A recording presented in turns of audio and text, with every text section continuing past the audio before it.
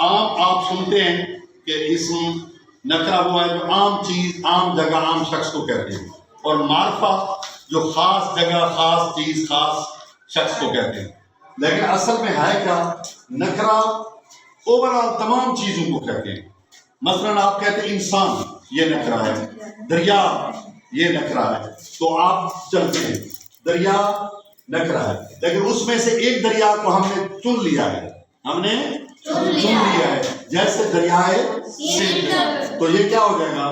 معرفہ. اس میں یعنی عام ناموں میں سے ایک نام کو چن لینا، ایک جگہ کو چن لینا، ایک چیز کو. آپ دیکھیں انسان، اربوں انسان ہیں دنیا میں، ہیں یا نہیں ہے؟ وہ نکرہ ہے. اب انسان میں سے ہم نے کہا ہے حضرت محمد صلی اللہ علیہ وآلہ وسلم، تو یہ کیا ہو جائے گا؟ یعنی ہم نے انسانوں میں سے ایک کو چن لیا ہے، ایک کو چن لیا ہے. اس طرح کتابیں کیا ہیں؟ یہ اسم نکرہ ہے. اربوں کتابیں ہیں دنیا میں، لیکن اس میں سے ہم نے ایک کتاب کو چن لیا ہے، اس کو معین کیا ہے، اس کا انتخاب کیا ہے. وہ کیا بن گیا؟ اسم معرفہ، قرآن مجید. اسی طرح زمین اسم نکرہ ہے، کیونکہ کوئی زمین ہو سکتی ہے.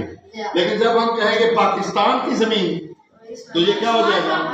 اسم معرفہ بن گیا. عورت اسم نکرہ ہے. جب ہم کہیں گے حضرت فاطمہ سلام اللہ علیہا، تو کیا بن جائے گا؟ یہ سلام اللہ علیہا، تو یہ کیا بن جائے گا؟ معرفہ.